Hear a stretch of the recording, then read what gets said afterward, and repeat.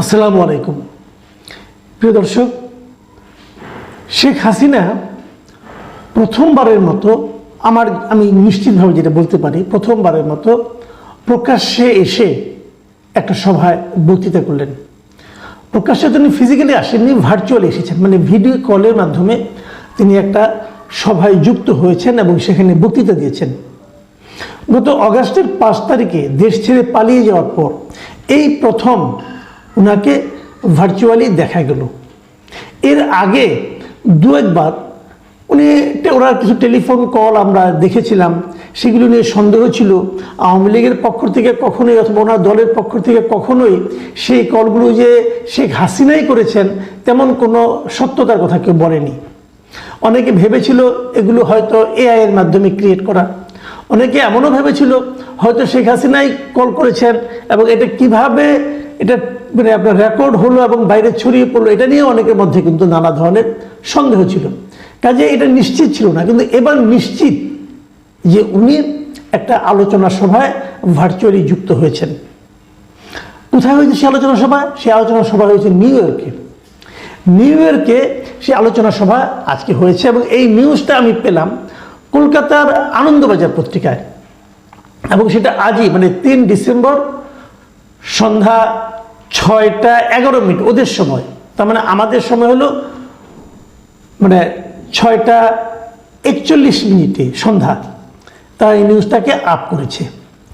এবং সেই নিউজটাতে বলা হয়েছে যে জিনিসটা সেটা হলো যে ওইখানে ওই ভার্চুয়ালি যুক্ত হয়ে তিনি ডক্টর ইউনূসের বিরুদ্ধে অভিযোগ করেছেন এবং তিনি বলেছেন যে এখন যে এই যে আপনার সংখ্যালঘু নিয়ে যে বিতর্ক চলছে, এই সংখ্যালঘু এই আলোচনাটাকে শেখ হাসিনা সরাসরি গণহত্যা হিসেবে অভিযোগ করেছেন এবং উনি বলেছেন ইউনূসের পরিকল্পনাতে গণহত্যা চলছে বাংলাদেশে, মানে ইউনূসের পরিকল্পনায় বাংলাদেশে এই মুহূর্তে গণহত্যা চলছে, এই অভিযোগটা উনি করেছেন। নিউ ইয়র্কের ওই সভায় উনি আরও অনেক কথা বলেছেন, সেই কথাগুলো নিয়ে আমরা একটা একটা করে কথা বলবো। উনি কী বলেছেন এবং কী ব্যাখ্যা দিয়েছেন, সেখানে উনি কীভাবে আন্দোলনটা হয়েছিল এই আন্দোলনটাকে একভাবে ব্যাখ্যা করেছেন, উনি কেন দেশ ছেড়ে চলে গেলেন সেটাকেও উনি ব্যাখ্যা করেছেন। সেই বিষয়গুলো আমরা দেখব। নিউ ইয়র্কের সভায় উনি যে কথাগুলি বলেছেন, তিনি বলেছেন যে আজ আমার বিরুদ্ধে গণহত্যার অভিযোগ আনা হয়েছে, কিন্তু বাস্তবে মোহাম্মদ ইউনূসই ছাত্র সমন্বয়কদের নিয়ে একটি সুনিপুণ পরিকল্পনার মাধ্যমে গণহত্যায় লিপ্ত হয়েছেন, তারাই মাস্টার মাইন্ড। তারপরে এই ঘটনার সঙ্গে উনি তারেক রহমানকেও জড়িত করেছেন। তারেক রহমান তো লন্ডনে আছেন, বাংলাদেশ থেকে নাই, উনি তো অনেক আগে থেকে লন্ডনে আছেন। তারেক রহমানকেও উনি কিন্তু অভিযুক্ত করেছেন। তিনি বলেছেন তারেক রহমান সম্বন্ধে যে তারেক রহমান লন্ডন থেকে বলেছেন যে যদি মৃত্যু চলতেই থাকে তাহলে সরকার টিকে থাকবে না।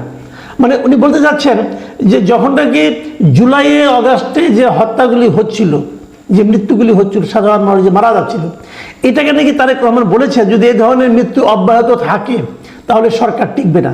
তার মানে এই ধরনের মৃত্যুকে অব্যাহত রাখার জন্য তারেক রহমান প্ররোচনা দিয়েছেন বলে শেখ হাসিনা তার এই ভার্চুয়াল মিটিংয়ে উল্লেখ করলেন। এবং তিনি আরও বলেছেন যদি কেন উনি দিল্লি চলে গেলেন তারও নিয়ে কিন্তু একটা ব্যাখ্যা দিয়েছেন। সেই ব্যাখ্যাটা উপলক্ষে বলেছেন যে আমি গণহত্যা চাইনি, আমি যদি ক্ষমতায় আঁকড়ে থাকতে চাইতাম তাহলে গণহত্যা হতো।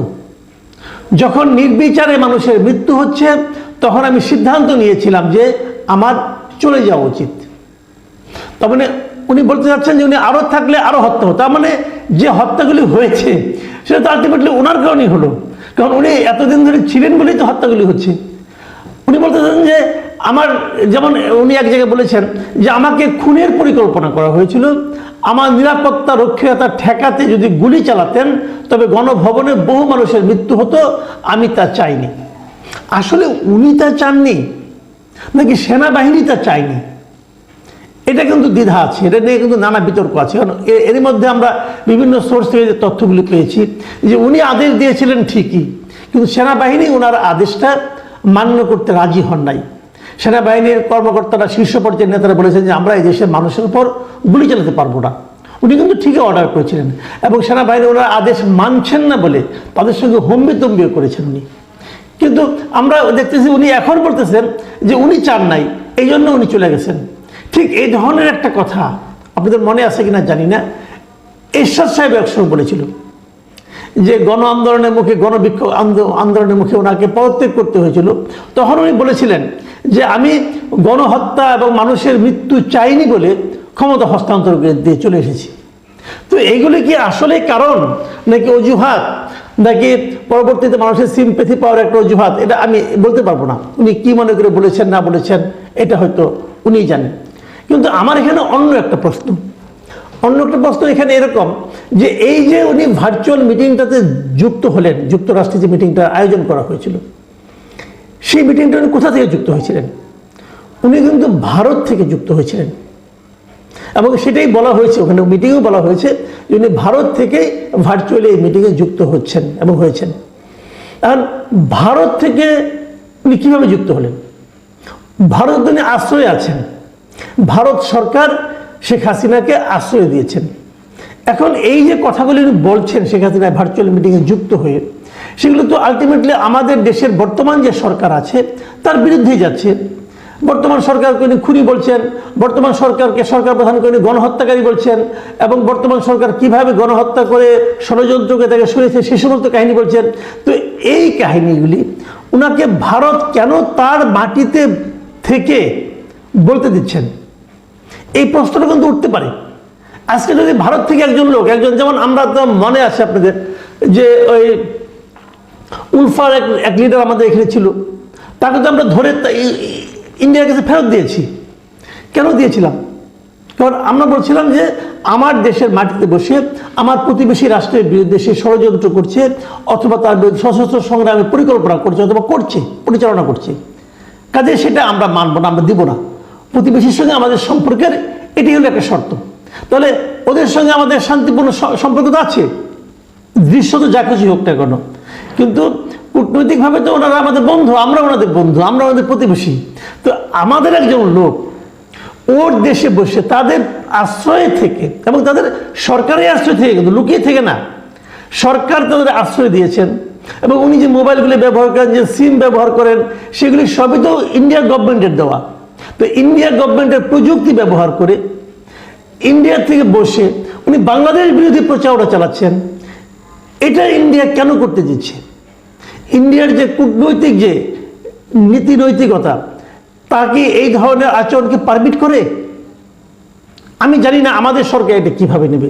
আমি তো মনে করি আমাদের পররাষ্ট্র মন্ত্রণালয়ের উচিত যে এই ধরনের তৎপরতা যদি ভারত থেকে চালায়, তাহলে ভারতকে বলা যে আমাদের এই ভদ্রমহিলার বিরুদ্ধে তো অলরেডি অনেকগুলো হত্যা মামলা করা হয়েছে, তার বিরুদ্ধে এখানকার আদালত সমন জারি করেছে, তাকে তো আমাদের এখানে ফেরত পাঠানো উচিত। কিন্তু তা না করে তাকে ওখানে অবাধে বসে আমাদের রাষ্ট্রবিরোধী প্রচারণা চালানোর যে সুযোগ দেওয়াটা, এটা ইন্ডিয়ার উচিত কিনা, এটা কিন্তু একটা দেখতে হবে। আবার দ্বিতীয়ত, আমরা কিন্তু অনেক সময় এমনও দেখেছি যে একটা দেশ থেকে সে পালিয়ে চলে যায় আরেক দেশে, সেই দেশ তাদেরকে আশ্রয় দেয়। যেমন আমাদের স্বাধীনতা যুদ্ধের সময় আমরা কি দেখেছিলাম, আমাদের আওয়ামী লীগের নেতারা কিন্তু ভারতে পালিয়ে গেছেন, যে ভারতে বসে থেকে কিন্তু যুদ্ধটা পরিচালনা করেছেন, শুরুটা করেছেন। তারপরে তারা কিছু সময় ভারতে থেকেছেন, কিছু সময় বাংলাদেশে এসেছেন, আবার যুদ্ধ করেছেন, আবার গেছেন। তো এগুলো যে চলছিল, সেটাকে আমরা বলছিলাম একটা বিপ্লবী সরকার। তাহলে কি শেখ হাসিনাও ভারতে বসে আমাদের এই সরকারের বিরুদ্ধে আন্দোলন করার জন্য প্রিপারেশন নিচ্ছেন? হতে পারে এটাও, আমি জানি না কোনটা আসলে হচ্ছে। কিন্তু রিয়েলিটি হলো শেখ হাসিনা প্রথমবারের মতো আসলেন, এবং আমার ধারণা আগামীতে উনি এভাবে আরও আসতেই থাকবেন, এবং উনি যে আসবেন এভাবে নিয়মিত ভার্চুয়ালি, আমার ধারণা বাংলাদেশে অনেক অনুষ্ঠানে উনি ভার্চুয়ালি যুক্ত হবেন, যেমনটি নাকি তারেক রহমান গত কয়েক বছর ধরে হয়েছিলেন।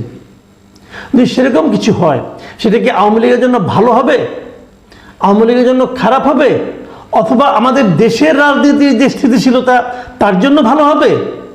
আগামী নির্বাচনের আগে কি আমরা শেখ হাসিনাকে আরও বেশি অ্যাক্টিভ দেখতে পাবো ভার্চুয়ালি? এই সমস্ত বিষয় কিন্তু সামনের দিনগুলিতে আলোচনায় আসবে।